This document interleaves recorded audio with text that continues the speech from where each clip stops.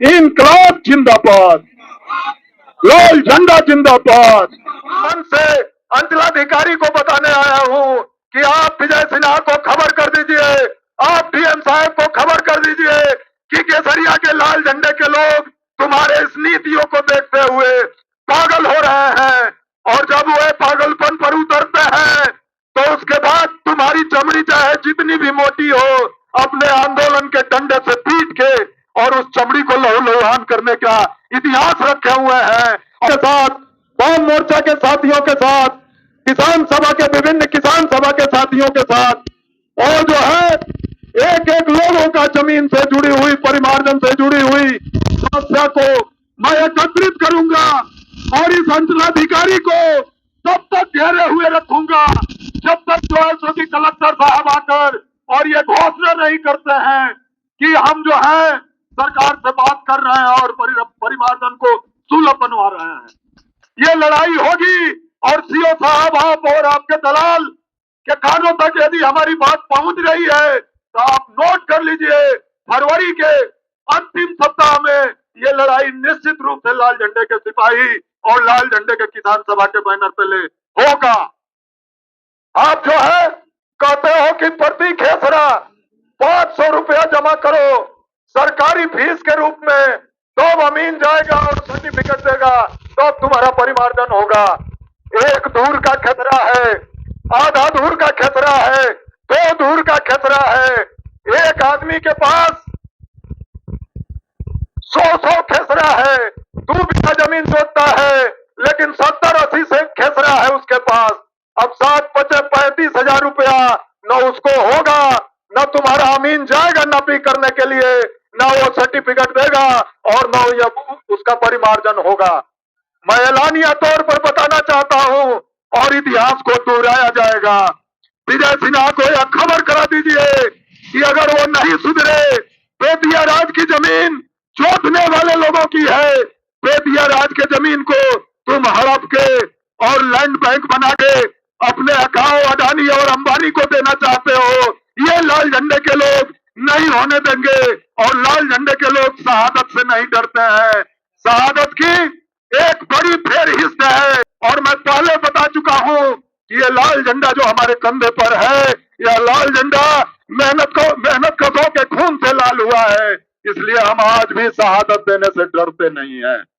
हम तैयार हैं आर पार की लड़ाई लड़ने के लिए, अपनी एक एक इंच जमीन बचाने के लिए। अगर तुम पीछे नहीं हटे तो बिहार की धरती एक बार फिर मेहनत कशों के खून से लाल होगी, लेकिन कोई माइल का लाल नहीं है जो हमें अपने जमीन से बेदखल कर दे।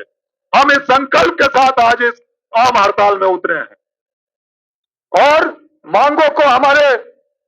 सीपीआई के सीनियर साथी, अभिभावक, बड़े भाई कॉमरेड राजेंद्र सिंह ने बता दिया है कि हमारी मांग क्या है। अब वोट लेना था तो किसान सम्मान योजना में भूमिहीनों का नाम भी जोड़ दिया,